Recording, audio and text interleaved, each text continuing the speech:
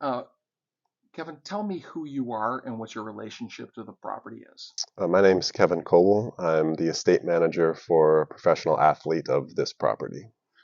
Great. And what were some of the reasons why you were looking for landscape services?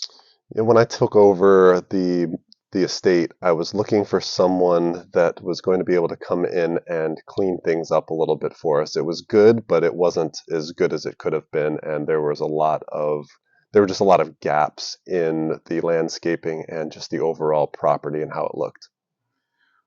Where did you start the process in looking?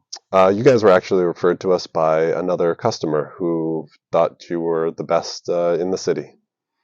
Great. Why did you end up choosing Melvin Nursery and Landscaping? It was really the thoroughness and how meticulous you guys were from the start, just from the walkthrough, from the bidding process, from any proposal that was sent, the responsiveness and just the care that you guys showed before we were even customers, that was really something that stood out and kind of gave us an idea that this was somebody that we really needed to look into. And then the more we talked, just became much more comfortable with the two of you, and we were just able to say like these are the guys. Was there anything that really stood out to you that was different from anybody else that you had talked to? I think your guys, the vision that you guys had, you did a great job of selling us on what the property could look like and taking it from good to great. And I don't know that anyone else really did that. They said, oh, we can do this, we can make this look a little nicer.